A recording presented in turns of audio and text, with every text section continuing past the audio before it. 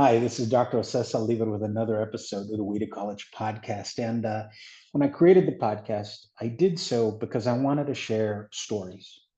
I thought it was important to share the stories of professionals out there because I wanted students to see that very few of us have a story that happens in a straight line.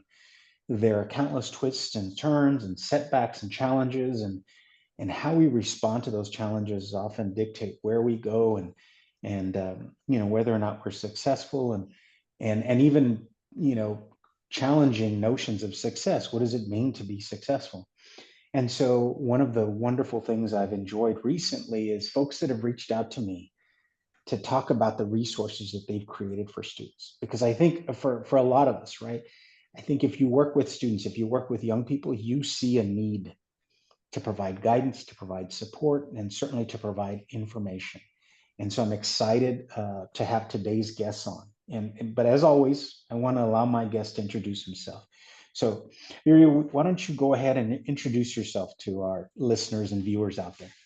Man, I'm hyped, Jose. Thank you so much for the invitation. I am interested, just like you, to see where we'll kind of end up and swerve in and out of. But my name is Iuri Melo.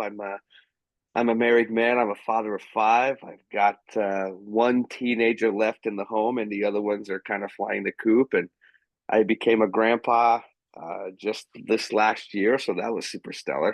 Um, Congratulations. yeah, thank you, man. But so I've kind of been a licensed clinical social worker for the past 20 years. That's what I got my master's in, and have spent a good chunk of that time really in private practice, like as a psychotherapist, and in between those, I've kind of tried some different little businesses or even ways to kind of augment my practice a little bit. And about 7 years ago, really as a result of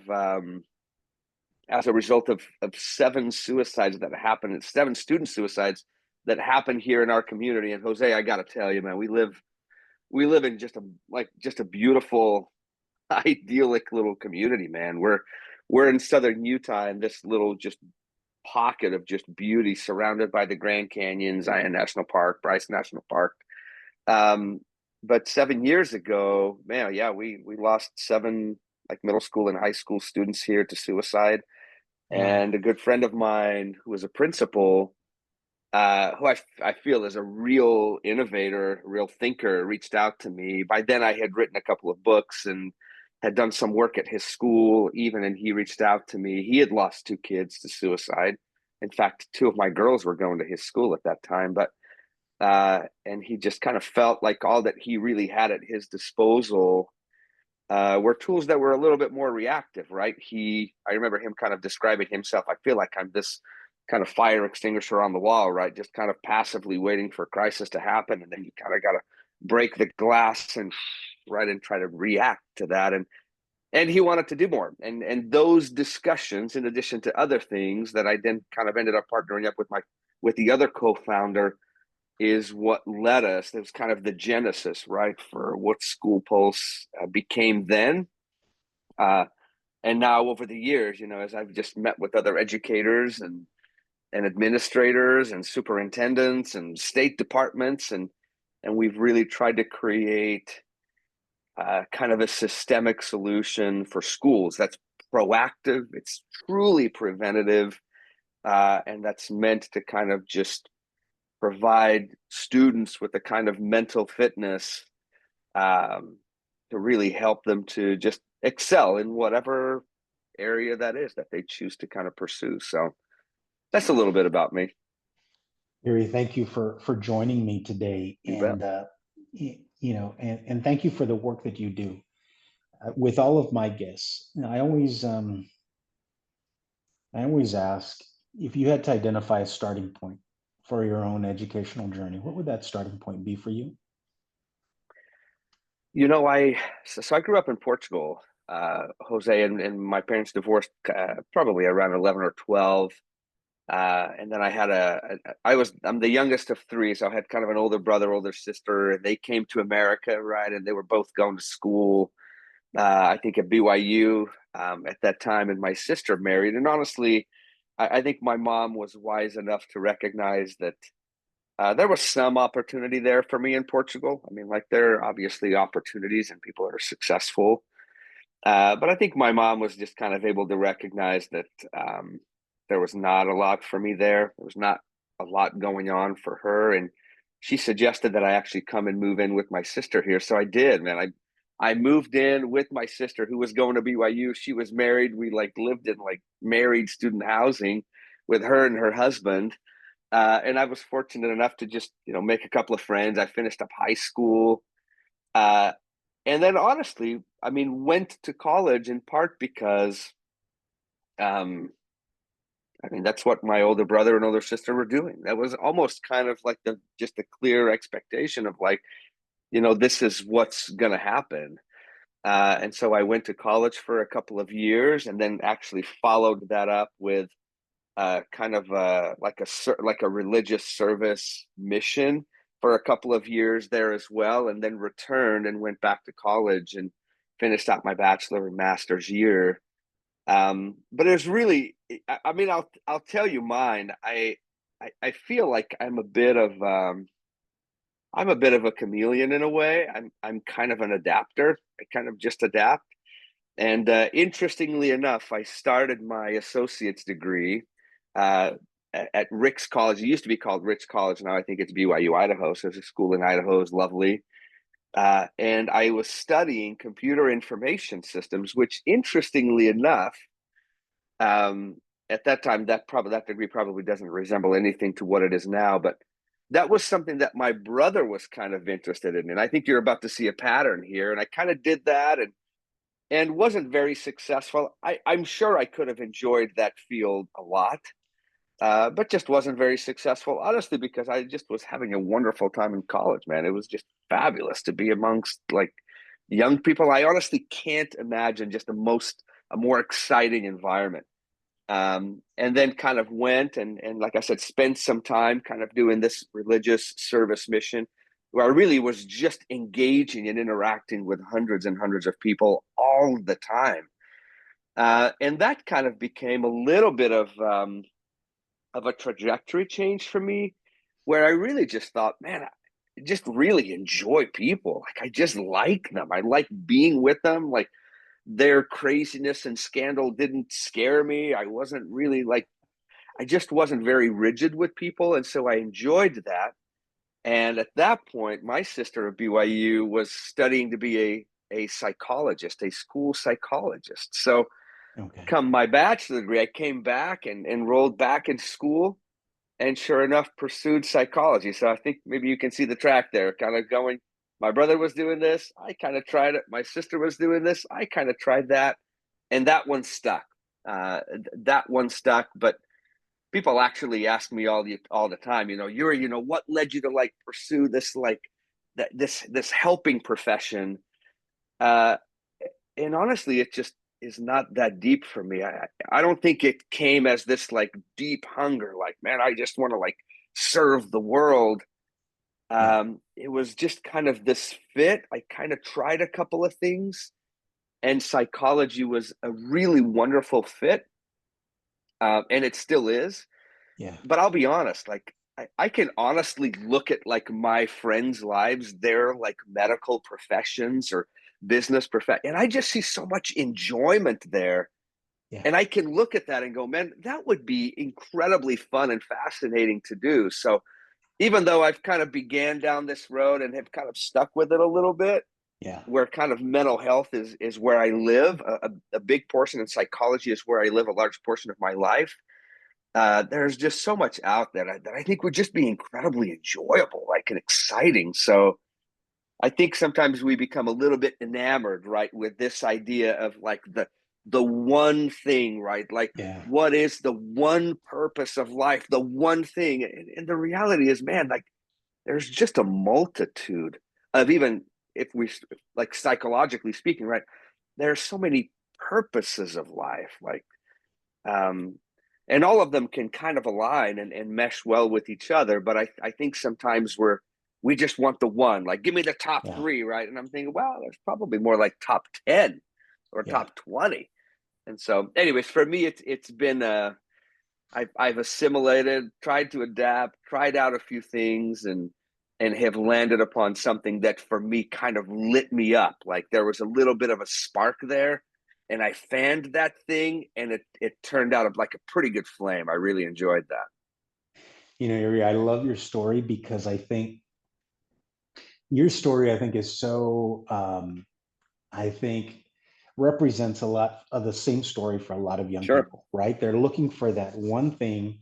And a lot of the students that I worked with were our first generation students. So nobody before them and their families typically have gone to college. So like you, maybe they latch on to what they've been exposed to, what they hear about, or what mom and dad see as like that's a sure pathway to maybe some financial freedom or some financial stability, right?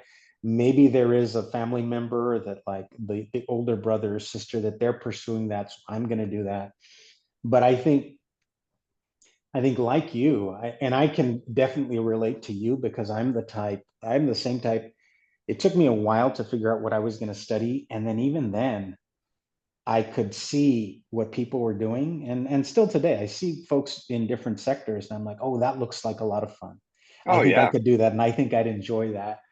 Or this is fun. And so I think like you, where you talk about your relationship to the work you're doing now, is I found my way here and that's the space that I operate. But then I think depending on when you ask me, I do a lot of different things just to keep to because I so many things interest me and keep me engaged and invigorated.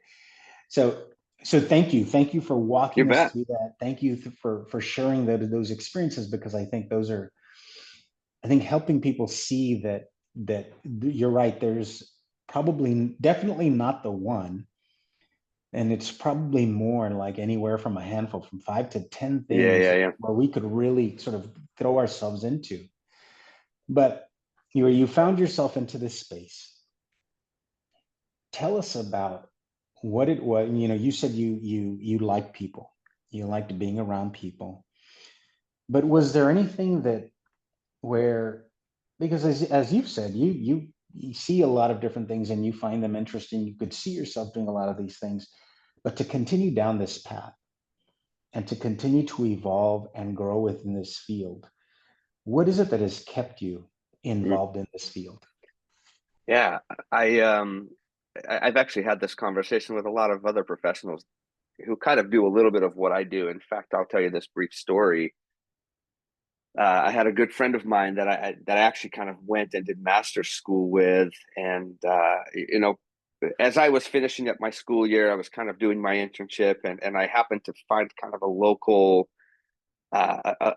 individual that was doing private practice, and kind of did my internship there, and then my work just kind of grew from that, and I kind of stayed in that place. And I just liked it. I liked there was a little bit of a double-edged sword of it. There was a lot of freedom in private practice, but of course, once you put your name on a door and you are like the business, that is it's a mind shift, and there is a little bit of pressure and stress that's associated with that, and it's probably good stress, to be honest. Like it's probably a good push. But I was talking to a friend, I would say maybe 7 or 8 years ago, who was working. He kind of went the same way. He got the same degree that I did, but he kind of went a little bit more towards. He was working at kind of a mental health agency, like a state mental health agency. But there was just a lot of, how should I describe them? There was a lot of paperwork and requirement and audits, and so they were kind of Medicaid, Medicare type facility, providing wonderful work. And I remember him having this discussion. He called me and said, "Hey, Iuri, do you think if I came out into private practice, like into the community, do you think I could be successful?" And I said, "Well, of course." And I was just saying, like, "Hey, let's do lunch. Like, let me help you. Let me show you kind of what I've done over the years." But this institution that he had kind of associated himself with, um, in his words, had literally kind of just sucked the life out of him a little bit. And so I want to say uh, that even within our profession, right, I feel incredibly fortunate and blessed that I kind of I kind of lucked out really, but I kind of began this work with people that was really like there was just a ton of freedom in it. Like if I was interested in something, like I would just go learn it and apply it. And you know, and if I needed to like write clinical notes, like I would write only things down that I felt were clinically significant as I met with these people. And I didn't have to go through all of these audits, and I didn't have to, you know, put all of this information and spend hours doing that. And to this individual's credit, right? He's like, man, Iuri, I love meeting with people. It's so awesome. But all of this other stuff, man, it's just like draining me. And Yeah. so he wanted to kind of exit that system, right? That was still within our profession, right? But that just honestly made life a little bit miserable for him. And in a way, he was doing a lot of work that was just not meaningful. It was not significant. Loved the people, loved that work, but man, this other like administrative stuff that he had to deal with was just killing him a little bit. And so, anyways, long story short, right, I was kind of helping him to kind of make a transition into the private world and kind of away from this. I would say perhaps a little bit more challenging work, and even as I work with schools now, I mean, and I have two daughters who've graduated school now. One is just about to start as kind of a special educator, and then the other one graduated, was also looking to do some elementary education. But I know as I've met with lots of students, I'm sorry, with a lot of teachers, and I feel like that complaint is very similar. Like they just want to teach, they want to spend time with the students, but they're just encumbered and shackled to just administrative stuff um, that I don't know if it's that effective. And I get the whole idea. Yes, it's got to be evidence based. We got to track everything. We got to have data. We got to make sure that we show the outcomes and all of this. And I understand of that. I just think that we become a little bit obsessed with maybe the wrong thing. I wonder. And I'm speaking totally ignorantly here because I have not been an administrator. I have not been an educator. I've indirectly been involved with education now for the past 8 years, but I can't, you know, I really can't speak. I can't walk the walk. I can't speak the lingo because I haven't been there. I've just happened to have met with so many Yeah. school counselors, administrators, and teachers, and I hear this similar vein that's running through where it's the teaching profession has become less appealing. And I Mm. think, man, I think we ought to listen. I think we ought to listen to what these people have to say, because I don't. Yes, kids are struggling. There's behavioral issues. There's, you know, the mental health crisis. There's all of these things that we're all aware of. But I actually don't think that that's the problem. I think the problem is we're making it hard for these teachers to do their job. Yeah. So, anyways, that's probably a little too opinionated, but just my thoughts. But No, no, I think it is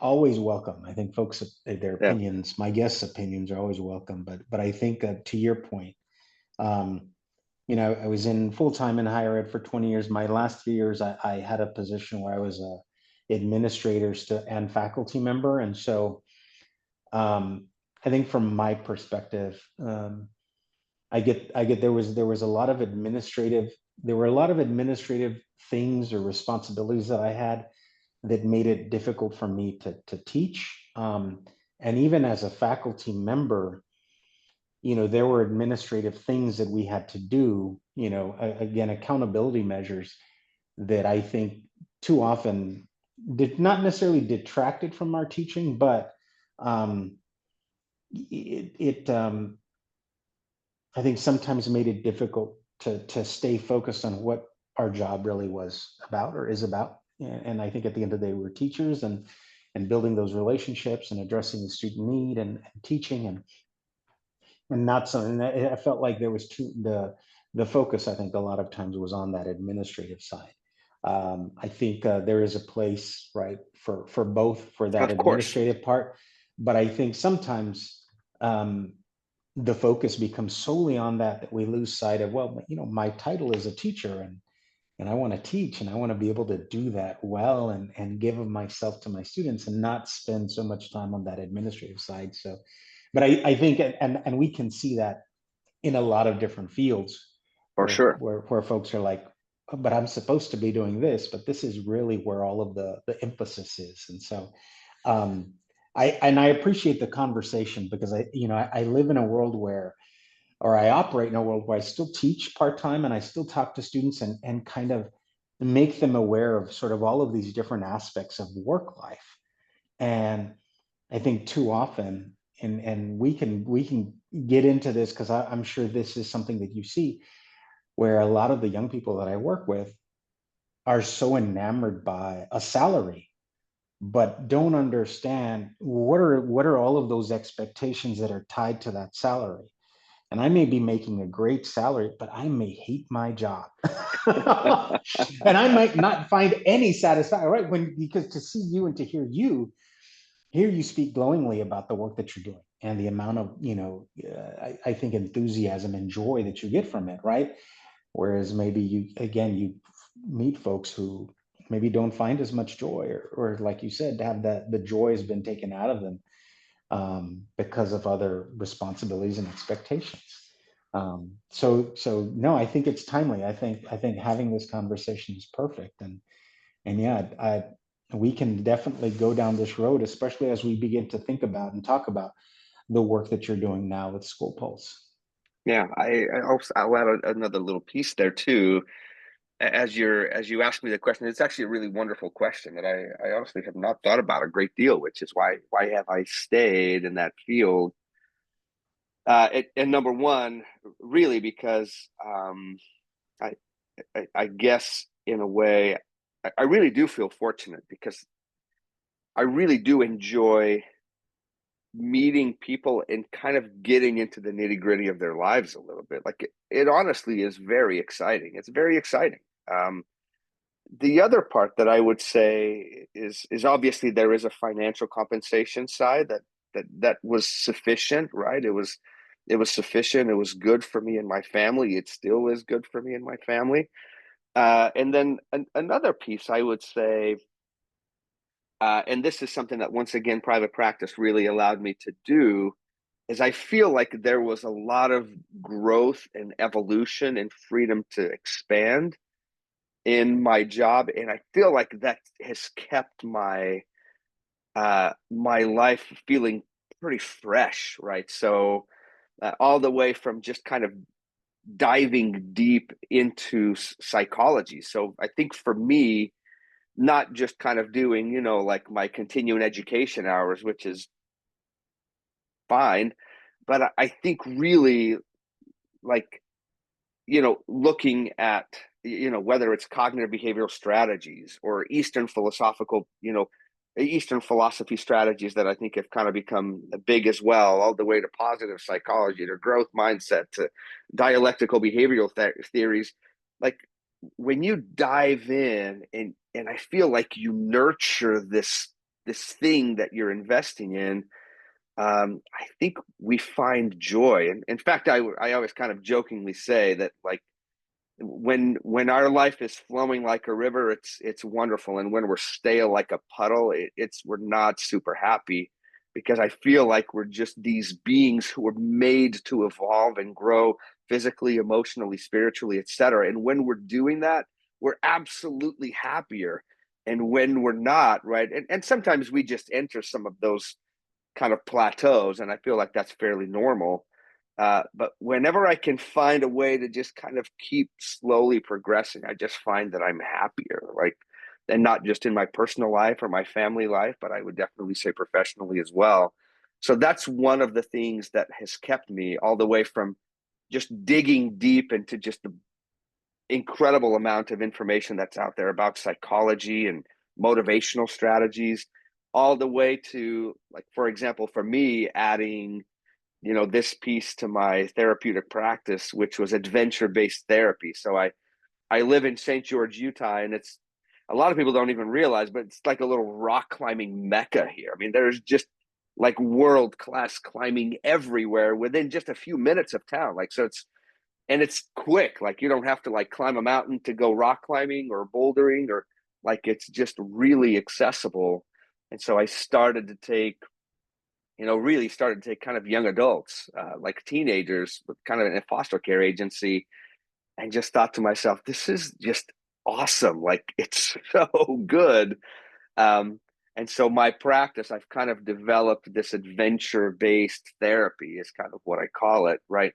Where even during like a 1 hour session, I mean, we'll rock climb, we'll boulder, we'll rappel, we can do canyoneering adventures. And in part it's because I just happen to live in this place that has that just everywhere, right?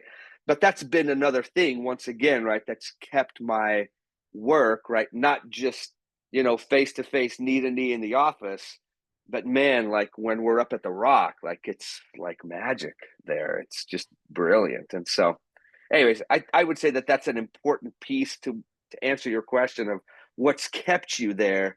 And I would say a lot of investment has kept me here. Like, I Yeah. really have nurtured that ground. Well, it also sounds like, on my end, it sounds like you're the type of person, you find yourself in this space, but also, how do I continue to evolve? And how do I continue to build on my relationship with this work that I'm doing?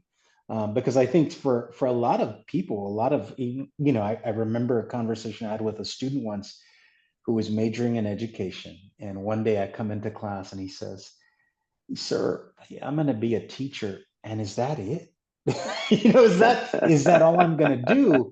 And I think you could ask that question of almost any career, but for those of us who find meaning and success, I think we tend to invest in ourselves in that space.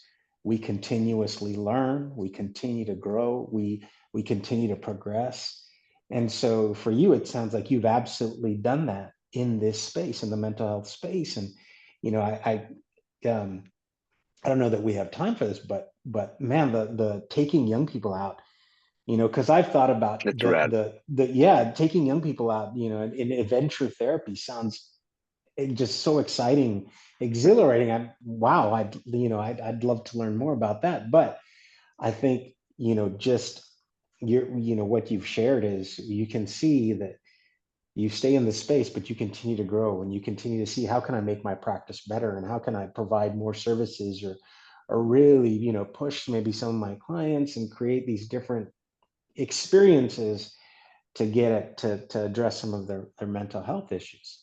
What is it that, and you talked about this, I think, at the beginning with the unfortunate, loss of life, right, for the young people in this community, and is that was that what led you to School Pulse? Yeah, that and this conversation, right, that I kind of began to have with this principal. We would meet early in the morning and honestly kind of just brainstorm, like, what could we do, right? Like, what can we do to address this in a proactive way? And then later on, I brought this to the other co-founder of School Pulse, Trent Staley, who's a software engineer who's really interested in building technology for good. And as I kind of talked about, like, hey, we got to do something with schools, right? And we kind of just built our I guess our areas of interest together, right? Where he came in with the software expertise, and I was kind of the psychology behind the project. He was the technology behind the project, and we kind of married those. And then we began to create School Pulse. And initially, part of our idea was, what would be the best way that we could proactively engage students, and we decided that text would be the easiest way. And so we actually created, the very beginning of our service was we would proactively text students once a week, right? With just a little questionnaire, and then they would just respond with a number. And I had created these little canned responses. I mean, that's all that it was. And now, we've evolved to, we proactively text students who opt in, and you can see this I mean, if you're watching this, you can see this little QR code. We just put these throughout the school, and kids just walk up, they just scan that. It's not an app. They don't have to download anything. There's no usernames, no passwords. It just opens up to their text. And it's just basically like, hey, like, welcome to SchoolPulse. It's super easy.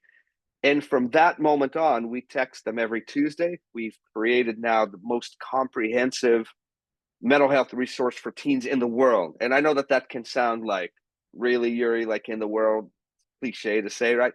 But it really is. Like, there is nothing out there that is more robust or complete than our the list of resources that we've created for teens.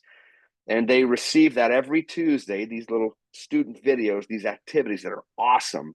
And then on Friday, we provide a mixture of some of our questionnaires plus other inspirational content. And now you don't just get back these little canned responses. Anytime that these students text back, and they do by the thousands, we have a live team of individuals, not artificial intelligence, live individuals that provide support all year long, through the summer, through the holidays. And it's just one of our ways to really come to the rescue of schools who say, we're totally overwhelmed. We can't match the need that's being, that students are, whether it's mental health or behavioral needs or whatever it is, or everybody's trying to, like, figure out, how do we, prevent student suicide? How do we prevent some of this behavior? How do we prevent student apathy? And we're proactively finding a way to do that via text, that was kind of where we started. That was the baby. Mhm. And now we've built these other kind of a suite of tools as we've spoken to schools, right? And we've tried to identify, like, what's the problem? Like, what are you looking to solve? What do you need additional resources in? And as we listen, right, we've now created this really wonderful framework, right? So I always tell schools we're an MTSS solution, or a multi-tier system or framework of supports, where we try to reach all the students, small Yeah. groups of students who maybe are looking for a little bit of support, and then all the way to the individual, right, which is kind of our text-based support. And so we've really just created a very unbelievably, ridiculously affordable and powerful solution for schools. And so, but you're right, like, speaking of professionally, that, right, I'm definitely still within my field. I think that there's definitely been a reinvention for me, as I've, pretty much have been managing this business.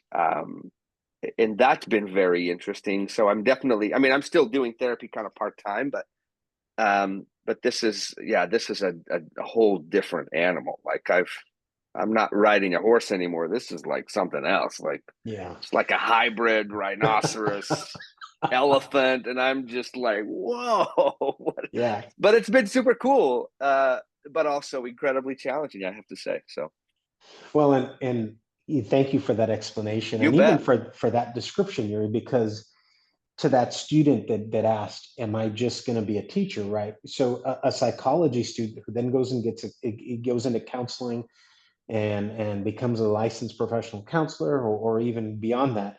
Am I just going to be a therapist, or am I just going to be a counselor? Well, I mean, here we are. Well, not if you continue to grow, right? And not if you Yeah. continue to push the envelope and to ask, well, how can I do more? Or how can I maybe provide service to more people? Or maybe there is this great, right there. I think in every industry, right, there are countless questions Oh, yeah. that how can I solve, right? Or problems, how can I solve this problem? And so, well, congratulations to you and for continuing to push and for continuing to ask those questions and to identify problems and then provide solutions for them. Yuri, my next question is how many students? Do you know how many students are using School Pulse? Yeah. I mean, over the past 7 years, I mean, we probably have over 100,000 users, with, like, thousands of pretty critical interventions over the years. All the way from, students who report suicidal ideation to kids who are self-harming or who report physical or sexual abuse, or, who are reporting shootings at their school or even homicidal ideation. the stuff we've done on our text-based platform, it's like Nobel Prize winning stuff. It's seriously amazing, and it's honestly because kids are just stellar. Like they're just amazing. And that's just a portion of what we do. Like I said, the texting, it's kind of where we started, and now it's certainly grown into, our email campaigns, our school-based resources, our restorative practice activities that we provide for administrators and school social workers and things. So we've definitely grown, and we continue to grow. We actually the state of Idaho is fabulous. I think they've identified a huge need, really here, kind of in the Mountain West. There's just this. We just consistently rate a little bit higher in student suicide than other places. So all the way from Wyoming, Montana, Nevada, Utah, New Mexico, Arizona, it just is. And so I think a lot of these schools are definitely interested in, man, how do we prevent this, right? Because the fallout, right, of a student taking their life or a school shooting. I mean, those things are just dramatic, right? And they can dramatically impact the culture and the atmosphere in the school, and ultimately how students do, right? Which is what schools are there for, right? How do we provide wonderful education and help these students to succeed academically? We just happen to answer that question, right, from the psychology side, right? We want to come in and provide students with an extraordinary mindset that we know will yield an extraordinary life, right? And I know that that's simplistic, but the research is actually fabulous, right? All the way from positive psychology strategies, obviously, to more like a growth mindset type strategies, and they just work. Like when students think better, they do better, they perform better.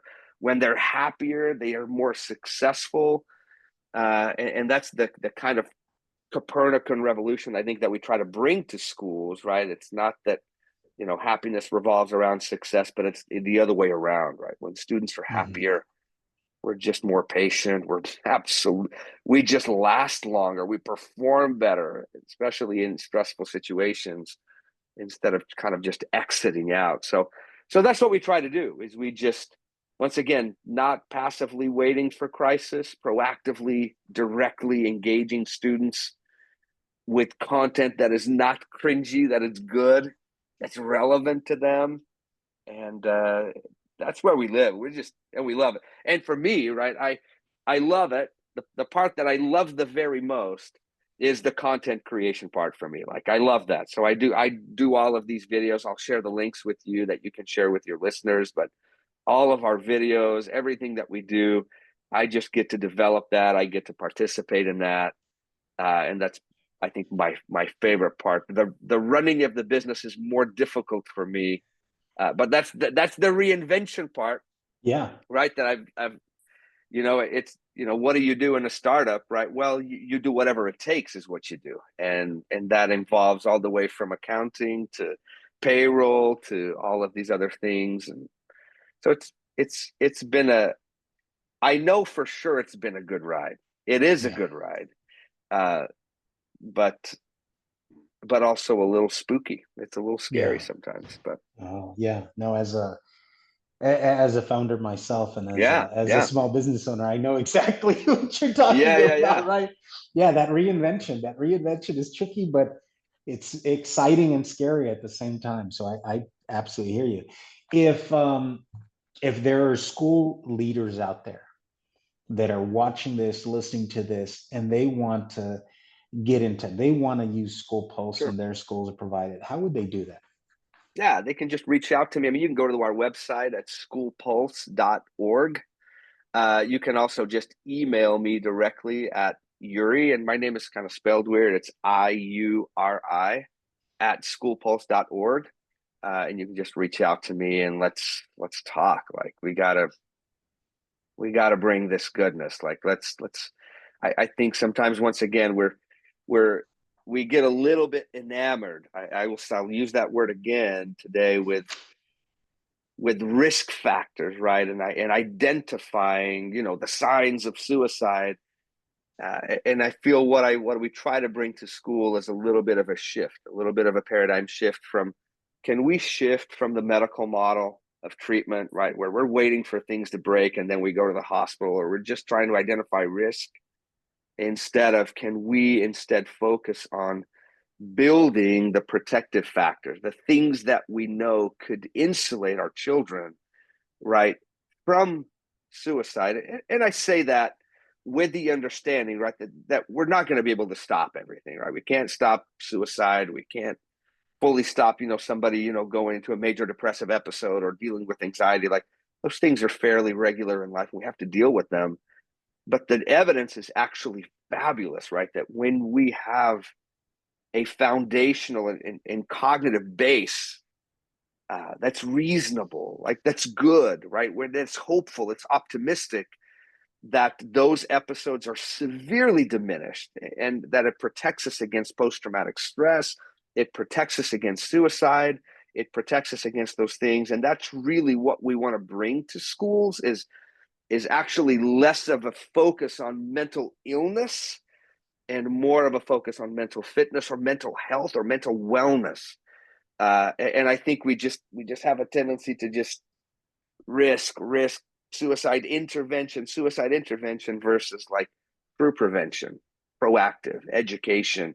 Let's build the protective factors, and that's what we want to build in schools. Excellent, excellent.